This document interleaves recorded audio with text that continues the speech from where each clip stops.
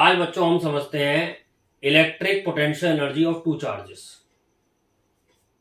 जैसे ये charge Q1 है और ये चार्ज Q2 है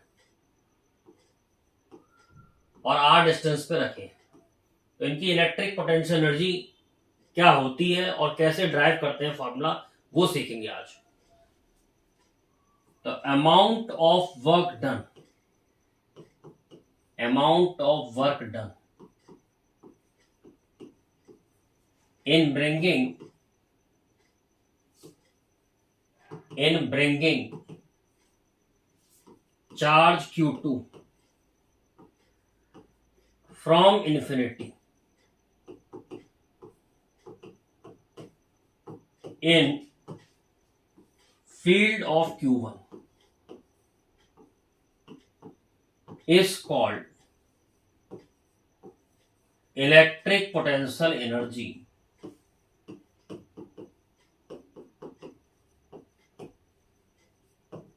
of Q1 and Q2.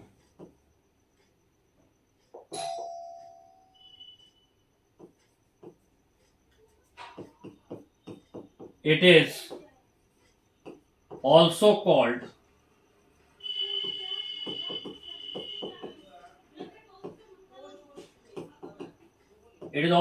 interaction energy.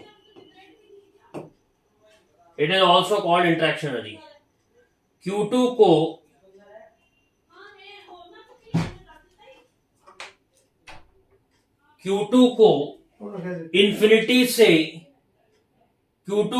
Infinity से लाने में Q1 की फील्ड में किया गया वर्क, इस पॉइंट की Q1 Q2 की पोटेंशियल एनर्जी होती है।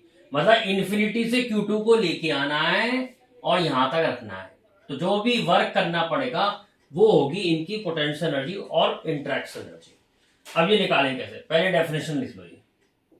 अब ये निकालेंगे कैसे ये ड्राइव होगा ये फॉर्मूला। अब सबसे पहली बात आपको ये समझनी है कि हम Q2 को इन्फिनिटी से ला रहे हैं। मान लो Q2 यहां पर है कहीं पर, मान लो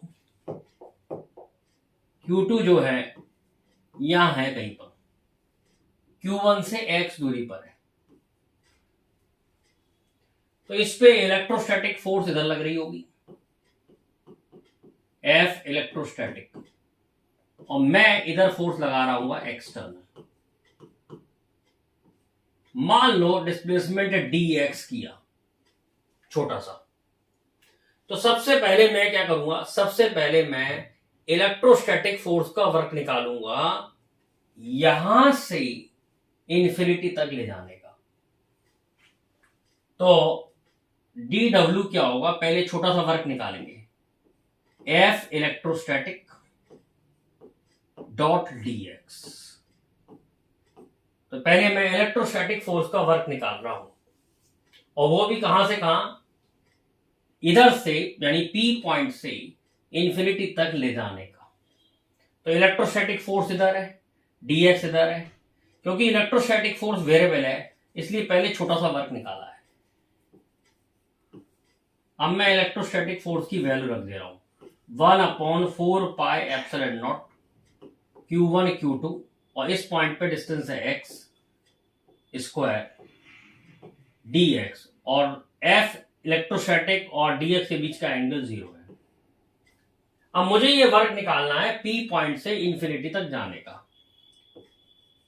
तो टोटल वर्क कितना करना पड़ेगा, जब मैं P पॉइंट पे होऊंगा तो x की वैल्यू r होगी, और जब मैं इन्फिनिटी पे होऊंगा तो x की वैल्यू इन्फिनिटी हो जाएगी।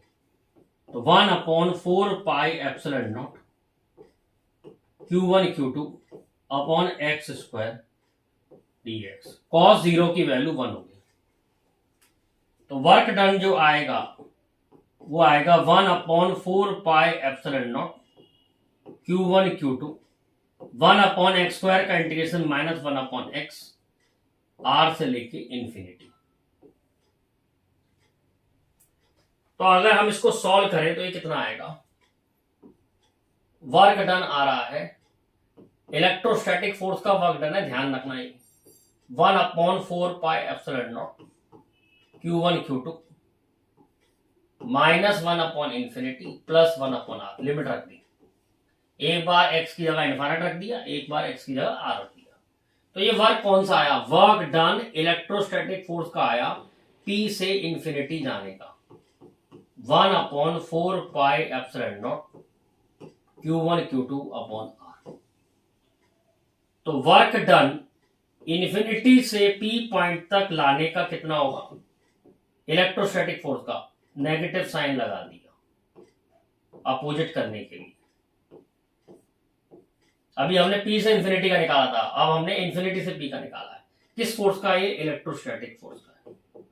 लेकिन मुझे इलेक्ट्रोस्टैटिक फोर्स का नहीं निकालना है, मुझे निकालना है एक्सटर्नल फोर्स का। तो जो इलेक्ट्रोस्टैटिक फोर्स का वर्क होगा उसका अपोजिट होगा एक्सटर्नल फोर्स का वर्क।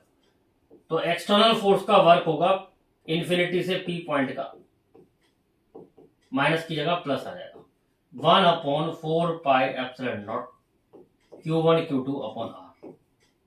यही वर्क है, ये एक्सटर्नल फोर्स का वर्क है, एक्सटर्नल। यही वर्क पोटेंशियल एनर्जी, और पोटेंशियल एनर्जी को यू से लिखते हैं। तो पोटेंशियल एनर्जी का फॉर्मूला आ गया 1/4πε0 Q1 Q2/r। तो इस तरीके से हम इलेक्ट्रोस्टैटिक पोटेंशियल एनर्जी का डेरिवेशन करते हैं। इलेक्ट्रोस्टैटिक पोटेंशियल एनर्जी का डेरिवेशन करते हैं।